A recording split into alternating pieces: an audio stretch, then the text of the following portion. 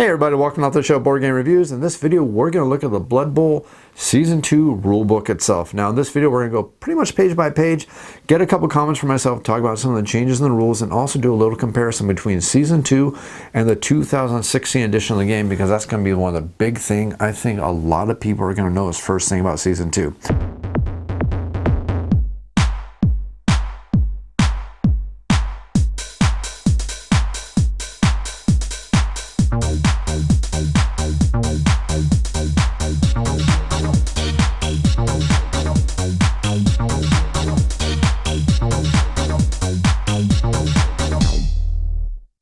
This book and this box set definitely shows that Games Workshop put a lot of thought and a lot of love into this game. There's a lot of fan service in this game and a lot of desire to show people that this is a big box set that is basically a complete set in a box. All you need are your own miniatures, because that's one thing that the 2016 edition was definitely missing.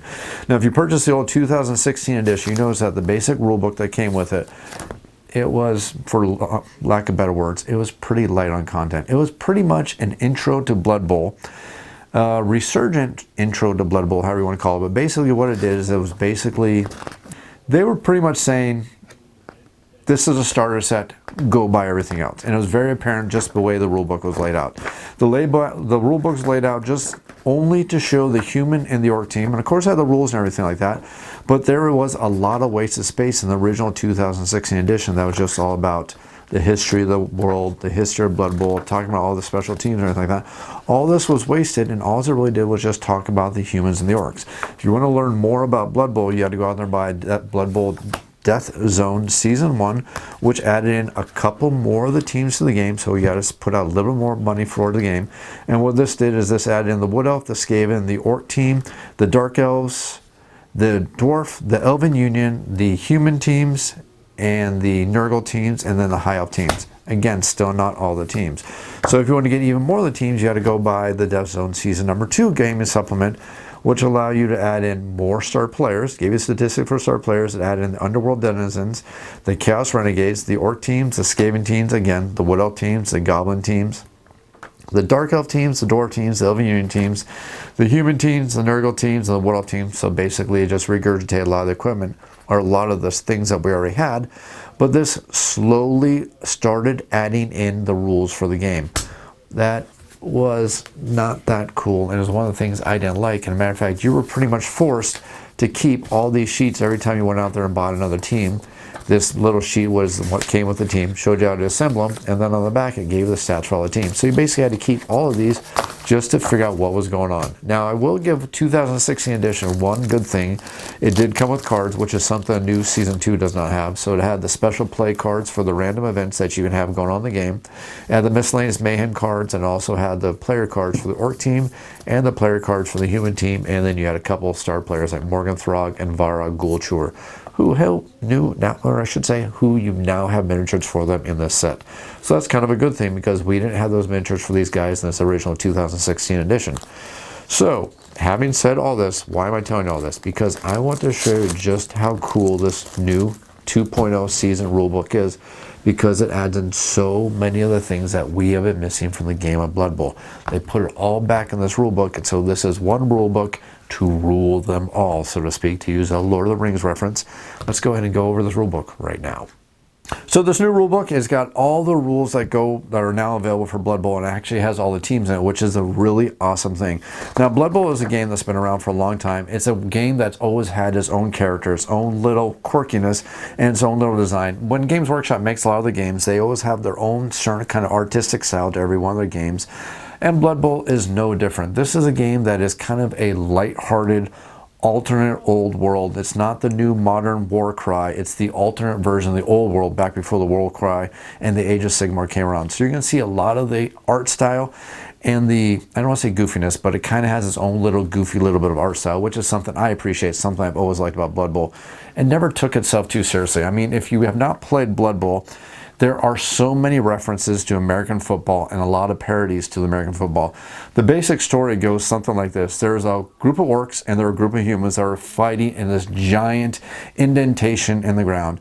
During the fight, they all got really, really tired, and they decided to separate for a little bit. While they're separated for a little bit, one of the orcs managed to open some kind of door that opened up in this large impression. Well, somebody had a dwarf come out there to go inside this large impression, where they found a book, and they learned the rules of Nuffle, NFL. And the person who decided to be the person who's going to read the rule book decided to call himself Rose L.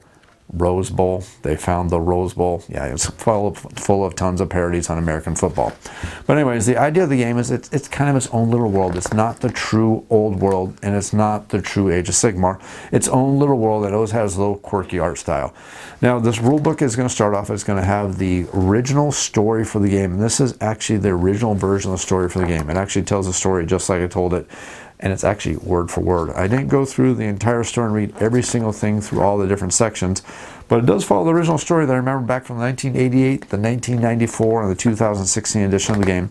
But you see there's tons of the quirky artwork that goes along with Blood Bowl. It's very cool, adds a lot to the theme and the game itself. But you see the first couple pages, I think the first 20 pages or 18 pages go towards just showing some of the art style and the world itself. Then after that, we're going to go ahead and get into the actual rules for the game itself. We have what goes on to describe about the turf itself. It tells you how you have to set up your teams, shows you your dugouts, how your dugouts are going to be laid out.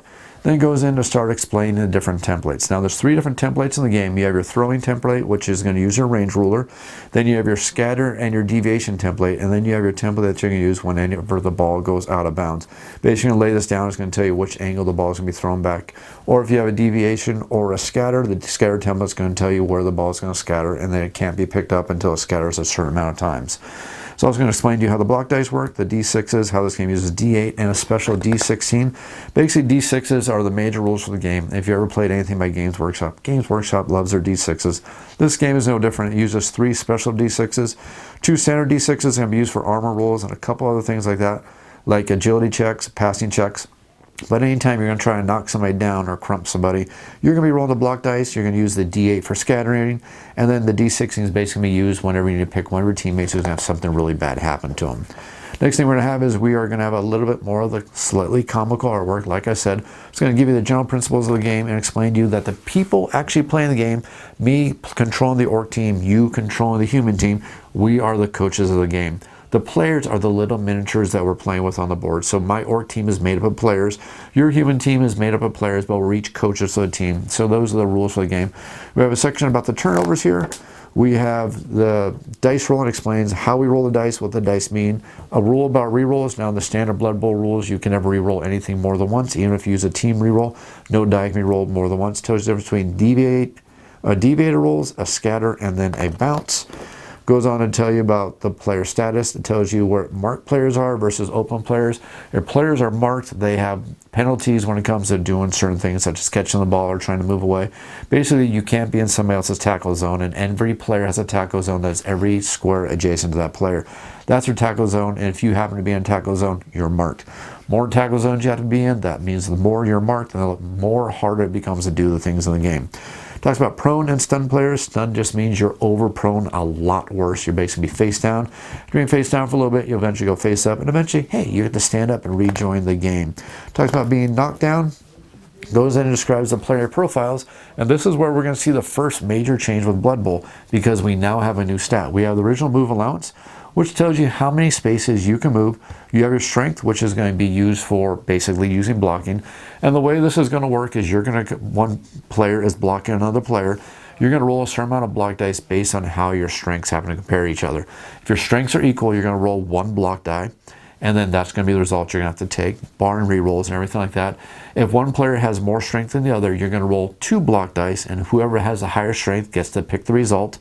And if one player's strength doubles another player's, then you're going to roll 3 block dice, and again, you guessed it, whoever has a higher strength gets to pick the result. So if you have a 2 strength, don't go against somebody who has 6 strength, because they triple your strength or they more than double your strength, and they're going to pick the results that you're not going to like. Of course, you know, it's pile on, use those mark zones, use more people and just get assists and everything like that to help get the benefits in your favor.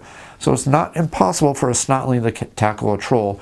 It just takes a lot of them. It looks like that scene from Gremlins, you know, when they're all on top of the person. You know the scene I'm talking about. So we have movement allowance. Again, it already explains these things. I already jumped ahead on. We have strength, agility. Agility test tells how to do a passing ability, which is the new stat for the game. We have armor values, which is basically every time you get knocked down, the opposing coach is going to roll dice and try to beat your armor value. If they do, there's a possibility that your armor is going to be broken and you're going to take damage, possibly get knocked out or killed. You're going to be dead. Bad things, especially in league play. Next up is going to talk about skills and traits. Now, skills and traits allow your different teammates to have different slightly abilities and allow you to modify the rules. For example, if somebody has a throw skill, they're going to be better at throwing. They're going to get bonuses to throwing and stuff like that. Those are all going to be in the rule book right here.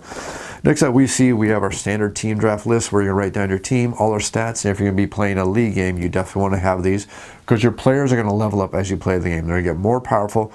Hopefully. No, you hope. Otherwise, they're just going to die, and then you just need to replace them. So it's going to tell you how to draft up your team. It's going to tell you how to draft up a team whether you're playing a league game or if you're just playing an exhibition game, which is going to be if you're going to play a one-off game and you're going to have a certain amount of money to put your team together and you're going to play off against each other. You're going to buy your re-rolls. You're going to buy your players, your linemen, your blockers, your blitzers, your throwers, all different positions like, well, here they all right here. I guess I should not get ahead of myself. We have our linemen, we have our blitzers, our throwers, our catchers, our runners, our blockers, and other positions, and then you have the big guys. Right now, the big guys are the Trents, the Trolls, and the Ogres. I have not seen them bring back Minotaurs yet. I think that was just a throwback to the old... Can't remember if Minotaurs were in the 88 or the 94 edition. I think they're in the 94 edition, but don't quote me on that one. But I have not seen them come back, at least not in the 2016. And I haven't seen them come back in the 2.0 season yet either. So, carrying on, we're going to see about purchasing team rerolls, hiring your sideline staff, hiring an apothecary, and if you are playing a league game, you want an apothecary. Because if your players start taking damage, they start dying, they get really, really pricey, and that's a good way for your team to start falling apart. And the basic rules of Blood Bowl, when you start the game, you start with 11 players on the field. As your players start dying, you're going to start dwindling down your supplies, and if you don't have an apothecary to heal them, there's a chance that you may not be able to field a team because you need to be able to field at least 3 players on the field. Although if you're only fielding 3, you might as well throw in the towel because you're not going to win. It's going to be a slaughter and not in a good way. So we can see about fan rules, we can see about team value, and team value basically allows you to have a team such as Snotlings to play against a team such as, oh, I don't know, maybe a good team such as the Slan, or not Slan, the Lizardmen, a really good tier 1 team, and still have a chance thanks to inducements and other things like that, so you can have fun with this game. Blood Bowl has always been a game that has 3 tiers to it. You have the high tiers, which is the tier 1 teams, which are the really strong teams, are really good all-around teams. You have the tier 2 teams, which are teams that have like a trick or skill or a style that you need to kind of play to. They can still compete extremely well. Then you have the tier 3s, which are the stunties, which is basically the halflings and the snotlings. If you're playing a halfling or a snotling, you're not really expecting to win. Well, you're expecting to have one heck of a fun game, and then when you beat your opponent, you can really rub her in the face and say, you just got beat by snotlings. How does that feel? Anyways, back on the game. Told you the game is played over 2 halves. Basically, each team is going to get 8 turns. I'm going to get my 8 turns. 1, 2, 3, 4, 5, 6, 7, 8. You're going to get your 8 turns. 1, 2, 3, 4, 5, 6, 7, 8. But we're going to alternate. So I'm going to take my first turn. You're going to take your first turn. I'm going to take my second turn. You're going to take your second turn. And then we're going to do that 2 times. We're going to have the first half with 8 turns, second half with 8 turns. And the length of this game and the length of the turns is really going to be varied depending on how skilled you are and how good of a player you are. This is a game about hedging your bets and hedging the odds. You basically want to do as much as possible before you start rolling the dice, because once you start rolling the dice, that's when the turnovers start to happen. And when the turnovers happen, the other player gets to go. So if you very first action you do is to pick up the ball and you drop it and suffer a turnover, that's all you're going to do on your turn. It's going to be up to the other player who can start having a lot of stuff happening. So you're going to see very experienced Blood Bowl players will take their very beginning of the turn and figure out all the actions they can do that will not cause a turnover before they start risking the actions that cause turnovers. That's just the basic strategy of the game. We'll add in cages and other things like that, but the very basic strategy is do as much as possible as you can before you start risking those turnovers. So again, the game is played in 2 halves. We're going to see that we do the fan check before we start even playing. We're going to do the weather. We're going to possibly do journeyman, and that's an inducement. So this is going to help the lower tier teams compete with the upper tier teams by, getting bonuses and inducements. so they can get on the field and everybody can have fun playing the game of Blood Bowl. We're going to see the prayers and Nuffle table, and then we're going to determine who the kicking team is. And then we're going to set up on the board and we're going to play. And I'll probably do a full tutorial for the Season 2. I probably should, since my old 2016 video is not going to be good anymore. Well, it's mostly good. There's just a new stat, the passing. Yeah, I'll figure out later. Anyways, the fans, the weather, we see all these things. We see inducements. Determining the kicking team, we see the setup. And basically what this is if you're the kicking team, you're going to put your miniatures out on your half of the board, and there's certain rules you have to follow. You can't have any more than 2 people on each of the wide sides. You have to have at least 3 people along the line of scrimmage. Once you set up, then your opponent, the receiver, is going to set up. They're going to get ready, and you're going to place the ball out there as a kicking team, and you're going to roll to see if you can get the ball as close as possible to where you're targeting, and then you're going to roll for a scatter, actually a deviation.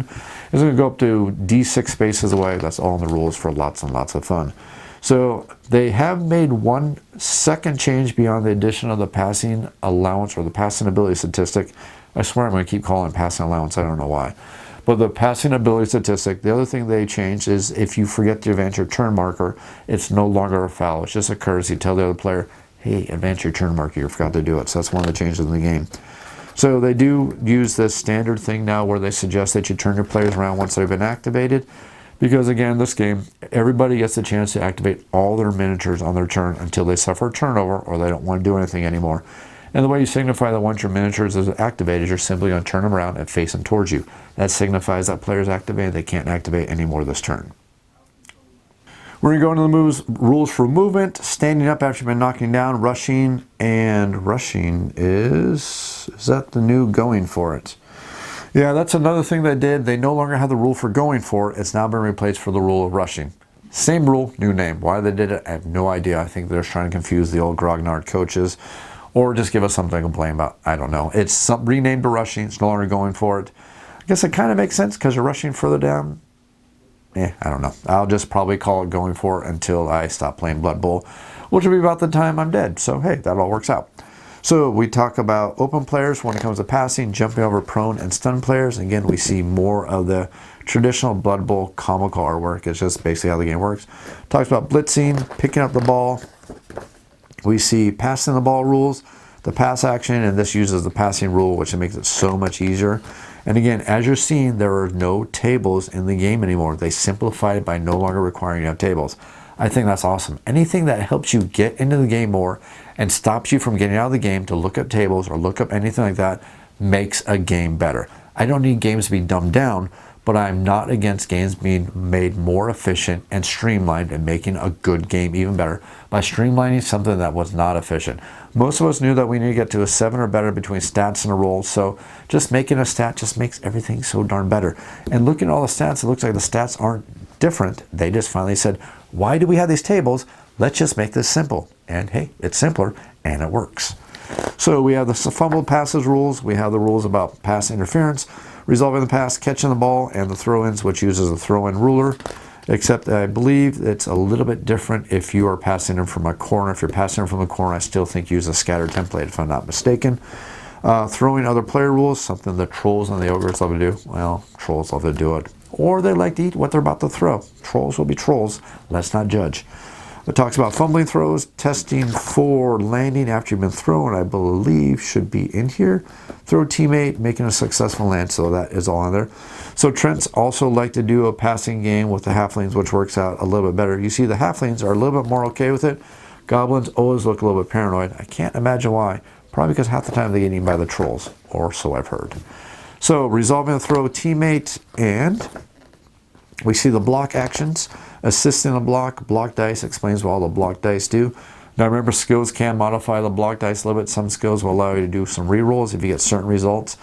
Like I think the Black Orcs have special abilities on the both down or the player down. I have to double check, I forget what it is, but they do have one modifier to that. I think they either get to reroll or they get to, I think they have a wrestling stat or something like that. We'll get to it in just a second. So it talks about being knocked down. It talks about pushing players, how you push them away from you. It talks about the blitz action. Remember, you can only blitz once per turn. You can only pass once per turn. You should be able to still be able to hand off multiple times. I don't think that has changed. It talks about armor rolls, injury rolls, casualty rolls, lasting injuries such as a head injury, which makes you just not that good anymore. You're going to have a little bit of a problem there. So we have talks about substitutions, apothecaries. Again, apothecaries are your best friend if you're playing league play. They cost a lot, but oh boy, are they worth it. Kicking them while they're down. Ooh, fouling. So let's see, it talks about fouling, being sent off. Hey, you can even argue the call if you're sent off. And I think, again, the Black Orcs even have the ability to argue one of these calls as one of their special abilities. So it does talk about making touchdowns, because remember, that actually is kind of the idea for Blood Bowl. This is American football. So you are trying to make touchdowns, just mutilating the other team is kind of like a byproduct of trying to make those touchdowns. Or if you're an orc, that's how you play the game. I'm not going to make fun of the orcs because they make good teams. So next up, we have the end of the drive, how to restart the drive, the end of the game, going into extra time, and sudden death. So sudden death is, it looks like we are going to do a penalty shootout, much like they do with soccer, or I guess we can just say, since this is football, you're probably going to set up for field goals and just roll the dice. Whoever rolls best is going to win. I think it's out of 5, right? Did I read that right? Let's see here. Roll off 5 times, each rolling d6 and re-rolling ties. The coach who wins the most roll-offs wins the game. And that halfling looks like he had one heck of a fun game. So the post-game sequence, we're going to see the aftermath, which is recording the outcome, updating your dedicated fans, player advancement, hiring, firing, and temporarily retiring, expensive mistakes, and preparing for the next fixture itself. So we recorded the outcome, our winnings, our updated dedicated fans. Dedicated fans are going to affect just how much money we're going to make every single time we play a game when we're playing league play. And league play is the best way to play Blood Bowl. Yeah, playing the standard one-off games can be fun, but league play is really where it is when it comes to Blood Bowl. So it tells us about spending star player points. Now this is something that is very, very cool and is a little bit different. So basically what it is if you have 3 star player points, you can just spend 3 to get a random skill. If you want to pick your primary skill, you're going to spend 6. If you want to choose a secondary skill, and if you want to randomly select a character improvement, it's going to cost that. But each time a character gets more and more advancements, it's going to start costing more and more and more. And I just quickly glanced through this, but I believe once you have that many star player points, you have to spend. You can't keep carrying these on. I think it goes with all of these columns. So once you have 18 star player points, you're forced to actually make the advancement. So it talks about getting new skills, improving your abilities, hiring, firing, and temporary retiring, and expensive mistakes, which is incidences, crisis, and what is this? Is this anything different from before? I'll have to read that off camera because I don't know if that's different or not. But we goes over to skills. It talks about all the different skills. Safe pair of hands, which is something I love for my Skaven. And sprint, which is something Skaven love to do. I'm a huge Skaven player. General skills, Dauntless, Frenzy, Pro, Strip the Ball, Wrestle. That's the one I was talking about, Wrestle. This player may use this skill when both down result is applied, either when they perform a block action or when they are a target of a block action. Instead of applying the both down result as normal and regardless of any other skill, either player may possess, both players are placed prone. That can be really, really good. That can avoid having very nasty things happening to your plans. So we have mutations, we have passing skills, Fumblerooski. Yeah, I just had to say it. Fumblerooski. It just sounds fun to say it. So we have strength skills like the armbar, the brawler, multiple blocks, pile driver, thick skull. Because I am the lineman, I need a thick skull. Traits, animal savagery, animosity. Animosity can be very important because some teams just don't like playing with each other, and that's how you have a really strong team of strong players who will all be on the same team. Animosity makes up for the fact that they're really strong because they just don't want to play with each other. They may not throw the ball or they may not work together. We have the snotlings who have dirty tricks such as the ball and the chain, the bombardier. Totally legal. Ask anybody, they'll tell you.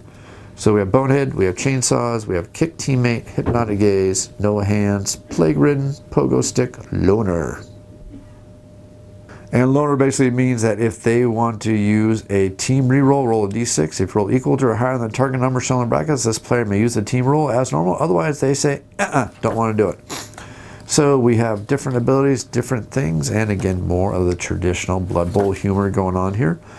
We have inducements in detail, which is good for exhibitions, common inducements, and a whole list of inducements such as Bloodweiser kegs. Hey, I'm not hurt as badly as I thought I was. Just give me a couple beers and I'll be good to go right back out on the field. So it looks like, Bugman's Super Duper XXXXX beer. That'll get you back on the table really, really quickly. Halflings, halfling referees, they don't accept bribes at all. Totally not bribes. Not it's lunch money. That's exactly what it happens to be. So it goes on to talk about league and exhibition play. Tells you how to run a league. And again, in my opinion, leagues is just the best way to play Blood Bowl. Prizes, the off-season, R&R, raising funds, exhibition play, which is a great way to play the game. But again, I still prefer league play. But it's good that they're actually talking about exhibition play. Because like I said, none of this was in the old rule book for the 2016 edition at all. You had to buy multiple copies of the darn expansion just to get all this stuff, and all this stuff is in this book, which is totally awesome. So we have stuff about casualties and inducements, more about exhibition, and now we get into the teams. And this is where I'm going to slow down just a little bit because I actually want to go over these teams really closely and look at some of the differences. And from my understanding, like I said, they're not that different, just adding in that new passing skill, which allowed them to modify agility, so teams can still have good agility and still be horrible at the passing game, which allows them to have much more rich strategy and allows us to have much more variety in the teams while still keeping the teams we already have and know and love.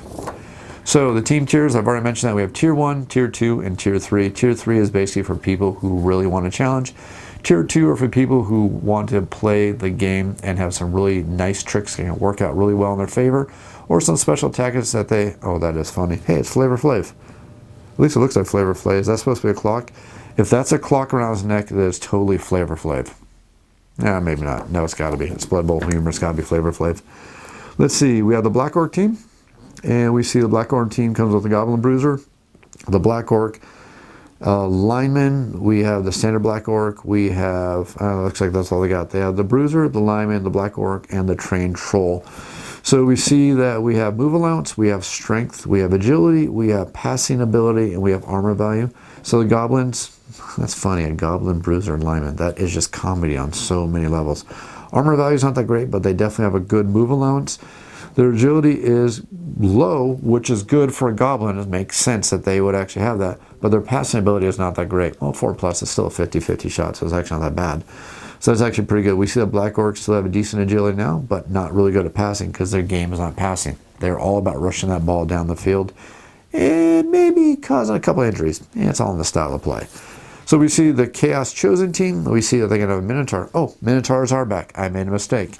That is cool. So ignore everything I said about Minotaurs because they are still in the game. So good thing I got my Minotaur miniatures. So we have Chaos Ogres. We have Chaos Trolls. Chosen Blockins, Beastmen, and Runner Linemen. Very nice. And again, we see we have agility, a good agility, which makes sense for Beastmen, linemen. Good move allowance, good strength, but not, well, 50-50 passing allowance. So our passing ability, I swear I'm going to call it passing allowance for the rest of the world. We see their special abilities. So I like the new passing ability skill. It allows them to make the teams really more dynamic. Going with the Chaos Renegade team, we see actually have some really good passing ability. A 3+ on a passing is really darn good, and a 3+ agility. 9+ armor, that's actually not that bad for 9+ armor for a human. That is actually really good. How does that compare with a human team? Gonna skip ahead. I shouldn't skip ahead. I shouldn't, but I have to. How does it compare to a human? So looking at a human, ooh, that is, oh, okay. Wow, humans have a 2+ on their passing game. They are definitely going to hold their Tier 1 status. That is really nice. So Chaos Renegade, we see that they are a Tier 2 team. We have the Dark Elf teams, which is definitely a very strong Tier 1 team. Let's see, their passing game is not quite as good as the humans. Oh wait, I'm thinking about the wrong team. Dark Elves were never that much of a passing team. Totally thinking about the wrong team. I'm thinking about the Elven Union team is what I'm thinking about. So we'll get to them in a second. Dwarf teams, we see that their passing allowance is, they're dwarves. What do you expect? Good agility, pretty decent armor. Their Death Roller already has an 11 armor. Well, yeah, Death Rollers are supposed to be nice and nasty, and they cost a lot of money. So the Elven Union team, we see that we have a passing allowance of 2, an agility of 2. Their armor is horrible, but they are really a strong passing game, which is really nice. Tier 2 team. I always consider the Elven Union to be a Tier 1. I've been wrong before. I will be wrong again. So the Goblin teams are obviously a Tier 1 because, no, I'm lying to you. Tier 3, they have, let's see, yeah, they actually have a 4+ on passing, which means it's doable. They could actually do a little bit of passing. Their agility is good, but boy, look at their movement. A 7 movement. That is really nice. How's that compared to a good throwing team? 7 move allowance for the blitzers. That, ooh, 8 actually for the catchers. Elven Unit team, still one heck of a throwing team. Makes them very, very nice for people who want to play a passing game. Halfling teams are good at, well, they're not goblins. And goblins aren't halflings, so hey, that all makes it all good. Let's see, the human team we already looked at just a little bit. They get an ogre as a possibility. Their stats are really good, lots of good abilities. Can be a tier 1 team still. And then Imperial Nobility team, which is the team that comes in this box, is a tier 2. We say their passing, their best passing is still a 3, which is actually not bad at all. Let's compare them to a human team here really quick. So their linemen are move 6, strength 3, 3, agility. So the humans are a little more agile and better on the armor. That is interesting. I can see why they may be, oh, they have the fending skill. Ah, that could be interesting. Pass, running pass. Oh, running pass. Interesting. I think I might actually look forward to playing the Imperial Nobility team. They actually look like they may have some slight changes to the human team that might make them pretty darn interesting for the Bogenhofen Barons. So let's see here. Their prices aren't bad. Their abilities are pretty good. They have a move allowance of 7. Not quite as good as our catchers on our human team, but that's still pretty darn good. Even if you go for it, that's still going to be a move allowance of 9. Oh, I'm sorry. If you rush, that's a move allowance of 9, so that's pretty good. So, Lizardman teams, let's see here. I just want to play a Lizardman team, but their stats are actually pretty good. We see that they have good agility, which makes sense for the Lizardman team. We see that their passing ability is not that bad. A 3+, that's pretty darn decent. Armor's not that great, but that's the way it should be. But they do have dodge, which is very nice. They can come in very, very handy. And it looks like their linemen and their skinks both have dodge. That is awesome. Stunty for the throwers. Interesting. That's not bad. Huh.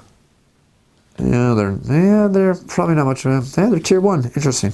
And then we have the Necromantic Horror teams, which we are going to open up a box of those in the next video. So let's go and pass by those. We'll talk about them a lot more later. We have the Nurgle team, which is a tier 2 team. We have an Ogre team, which is a tier 3 team. Huh. I always thought Ogres were tier 2. Well, I thought it was just the Halflings and the Goblins that were tier 3. No, Ogres are tier 3. I'm confused myself here. But we do have the Ogre team. They have a passing allowance of a 4 for the Ogre Runt Punter. That's actually pretty darn decent. That's good enough to actually possibly have a throwing game. Wow, the Nobbler lineman, 6+ in armor value. That is funny. Their agility is 3, so they can actually have a decent chance of landing after being thrown. Maybe. It's possible. I can see why they're tier 3, though. Badlands Brawl, low-cost lineman, Old World Classic. Huh. And then we have the Old World Alliance team, which is a mixture of halflings and dwarves and humans. We have the Classic Orc team, which is definitely a very strong tier 1 team. And decent passing action. It was actually a lot better than I thought. 4s and 3s. A thrower is actually a 3. Let's compare that to a human thrower. So let's just look back and forth. So the thrower is 53339. We are 63329. Interesting. 80,000. Oh, a lot cheaper though. Interesting. Animosity. Pass sure hands. Interesting. That'd be fun. Shambling Undead team. Skaven team. Now here we go with my team. Tier 1 all the way. So let's see. We have our move allowance of 9 for our gutter runners. Awesome. That means we can move 11 spaces. That means we can basically clear half the field on one turn, which is just awesome. Throwing skill of 2+ for the passing ability. That is awesome.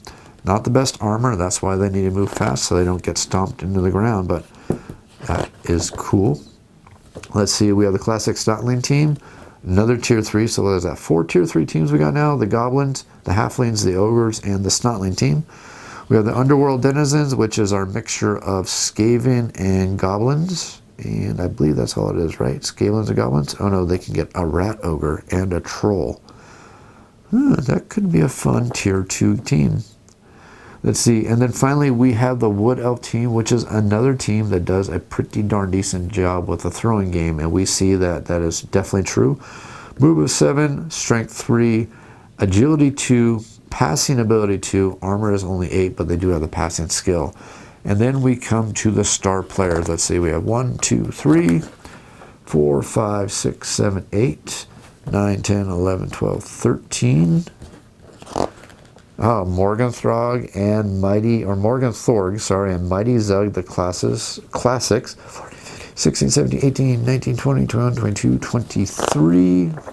23 star players. And that is why I'm saying that this rulebook is a very, very complete rulebook. They did a phenomenal job making sure that you have everything you need in this basic box to get back into the classic game of Blood Bowl.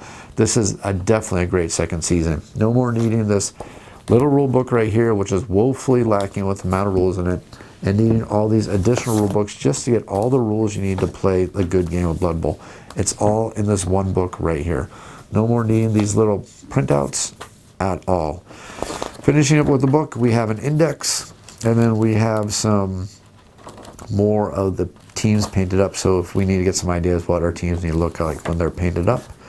Nice rule book. Very, very well done. They did a phenomenal job. They have a nice hardback book here. Great job here. Games Workshop did an absolutely fantastic job with this. So we're going to go ahead and cut this one. I am pretty happy with this. I think they did a great job with the rule book. Matter of fact, I think they did a great job with this box set. The only thing they're missing from this box set is I would have loved to see a couple more cards.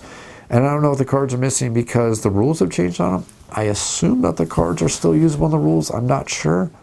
But I would have loved to see more of the cards, but oh well, not a big deal. But this is the rule book for Blood Bowl. I'm going to go ahead and clean everything up here, and then we are going to do a little bit of a video showing the unboxing team for the Undead that have just come out with this box set. And then, like I said, we're going to do another video where we're going to do a little bit of assembly, and then we're going to do another video where we're going to play a little bit of some Blood Bowl between these two new teams, or I might have the Necromantic Horde team play the Orcs, or the Black Orcs. Leave some comments down below, tell me what you like, because I won't be filming that video for a couple days. Let me know if you want to see the Necromantic Hordes versus the Orcs, or versus the, I almost forgot the name of them. They are not humans, I want to call them human. What is their name again? The royalty guys. Wow, I am just drawing a blank. You know who I mean. The ones that comes in this box, this booklet. So you have 3 teams to choose from. Tell me what team you want to see in a game of Blood Bowl, starting with season number 2. Thanks for watching.